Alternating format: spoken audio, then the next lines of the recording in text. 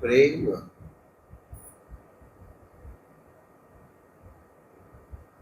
एक अनुभूति का विषय है। शास्त्र उसकी व्याख्या करने का प्रयास करता है, लेकिन अनिर्वचनीय प्रेम स्वरूप, प्रेम का स्वरूप अनिर्वचनीय।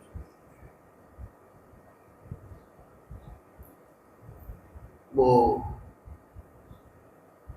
शास्त्र की मर्यादाओं का उल्लंघन करता है, ये तो बहुत साहस का कर्तव्य। कई बार ऐसा लगता है कि शास्त्रों का अतिक्रमण करके प्रेम का क्षेत्र। अब ये विचार का विषय हो सकता है और हमारा इसमें तो बहुत आग्रह नहीं है, लेकिन बहुत जगह हमने देखा है हमारे ब्रज में प्रेम नदिया की सदा उल्टी बहे धार, सब सीधी धार बहती है, हमारे प्रेम नदिया की सदा उल्टी धार बहती। दुनिया देखने के लिए आंख खोलती है, हमारे प्रेम के नगरी में देखने के लिए आंखें बंद करती हैं, आंखों को बंद करते हैं दीदार के। ये सब थोड़ी है ऐसी। तो प्रेम किसी संप्रदाय या उससे बाधित नहीं होता है। मैंने बताया प्रेम असीम है।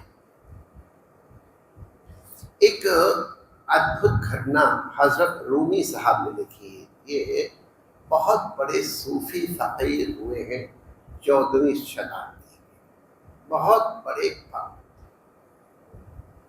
उनकी रुबाइयां भक्ति से परिपूर्ण है, ईश्वर और अपने गुरु के प्रति उनकी अद्भुत अद्भुत भावनाएं प्रकट। उन्होंने अपनी एक रुबाई में एक कथा का उल्लेख किया है। हम आपको बता दें, इस्लाम धर्म के हिसाब से, और ये सबकी अपनी अपनी मान्यताएं हैं और हमको उनको स्वीकार करने में अस्वीकार करने में कोई हमारा लक्ष्य नहीं है।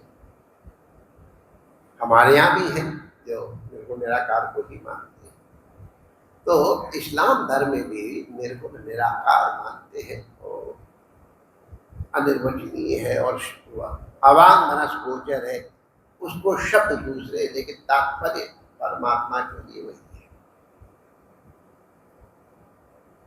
तो वहां उसका व्याकार इत्यादि है, लेकिन हजरत रूमी साहब फरमाते हैं कि एक बार एक गड़रिया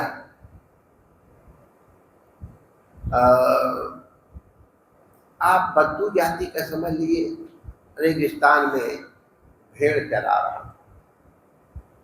अब वहाँ किसी के कोई खेत वेत तो होते नहीं है जो देखना पड़े, तो भेड़ों को चरने के लिए छोड़ दिया और एक निगाह रखी और बाकी अकेला बैठा था। अब अकेला बैठा था, उसका कोई बहुत बड़ा पुण्य होगा गड़रिया का, तो वो परमात्मा के साथ गुफ्तगू करता है, वार्तालाप करता है, उसका परमात्मा के साथ प्रेम है। और वो परमात्मा के साथ प्रेम है तो उनको अपना जैसा समझ करके उनसे बात करता है। तो उनकी बातों का कुछ अंश मैं सुनाता हूं। वो गड़रिया कहता हो अल्लाह ताला, वो परमात्मा तो कहाँ सातवें आसमान में बैठा है, मैं यहाँ जमीन में हूं। देख अल्लाह ताला, मेरे पास तो ये कुव्वत नहीं है कि मैं तेरे पास तक आ जाऊं। तू तो सर्व समर्थ है, तू तो मेरे पास आ सकता है ना, तो तू आना जा। तू भी वहां अकेला पड़ा है और मैं भी यहाँ अकेला हूं, ना मेरे आगे पीछे कोई है, ना तेरे कोई आगे पीछे, तो तुम आ जाओ। और जब तुम यहाँ आ जाओगे ना तो मैं तुझे बहुत प्रेम करूंगा।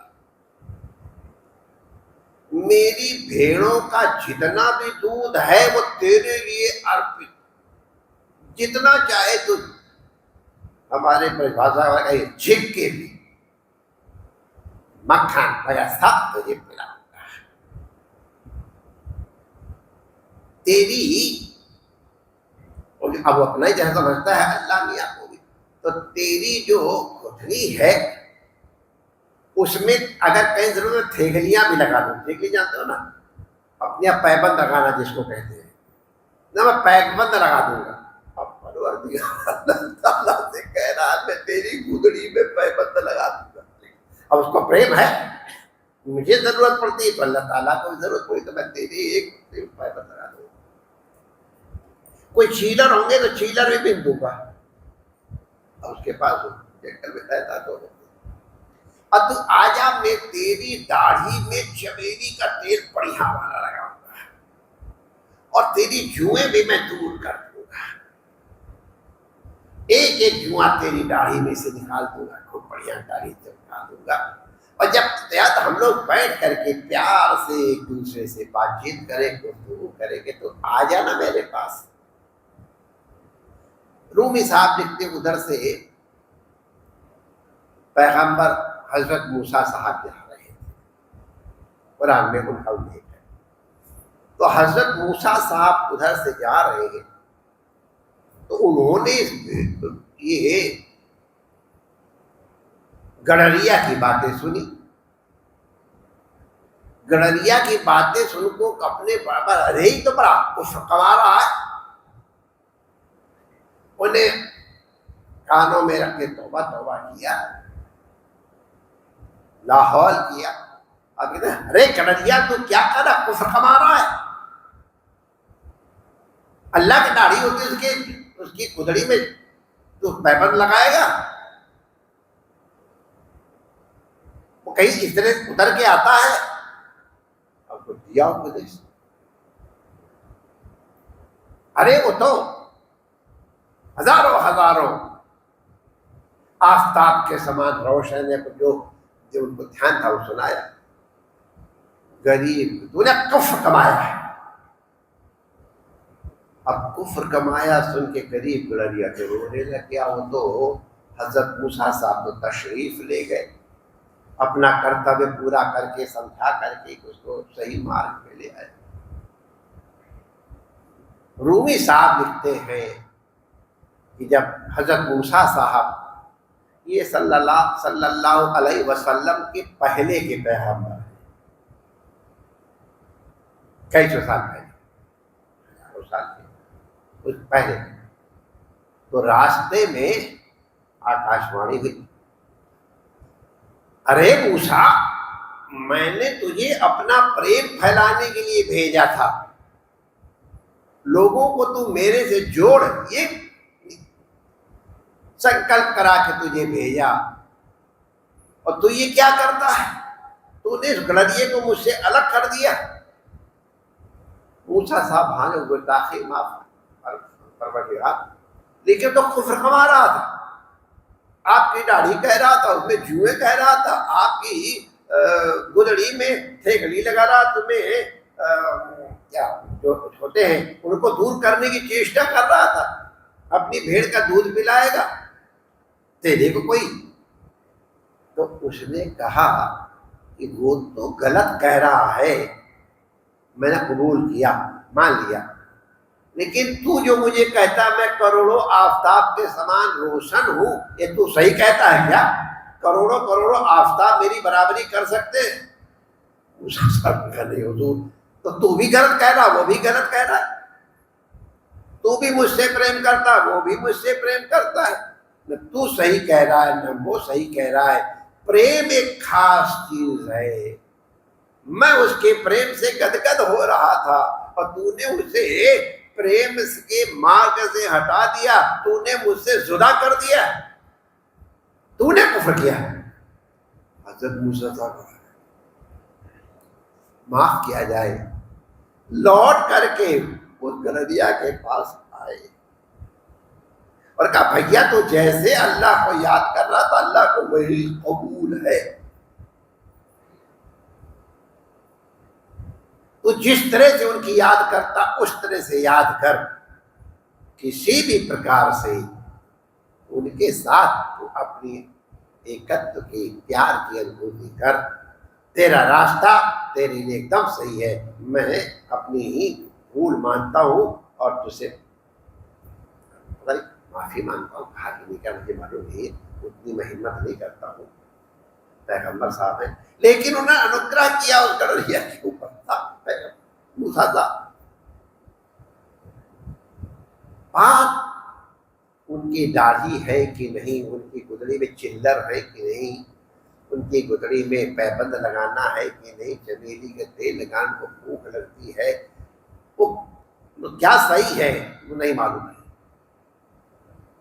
लेकिन इन सब के माध्यम से जो उस गड़रिये का प्रेम उस परमात्मा के प्रति है वो सच्चा है और वही प्रेम मुख्य है। ये न केनाप्युपाय न मतिम कृष्णे निवेश है।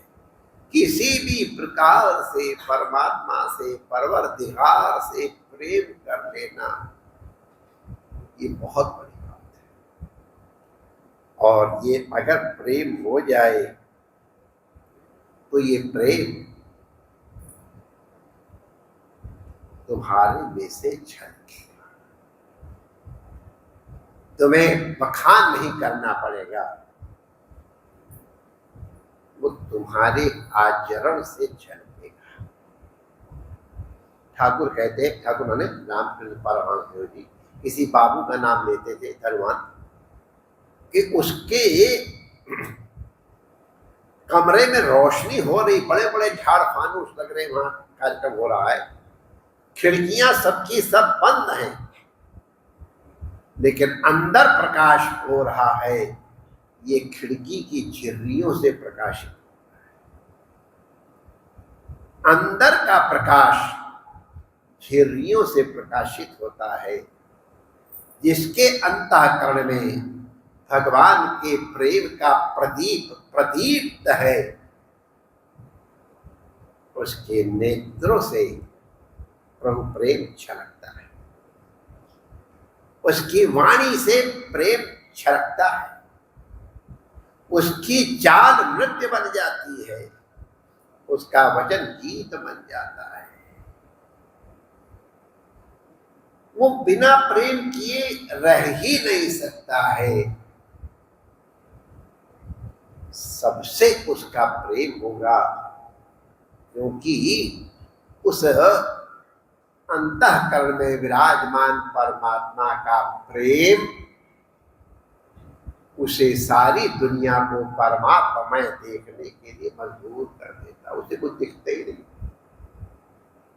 जैसे हरे चश्मा धारण करने वाले को सब हरा ही हरा दिखाई पड़ता है, उसी तरह से कृष्ण प्रेम का चश्मा जिसके लग गया है उसको जिद देखो जिद श्याम,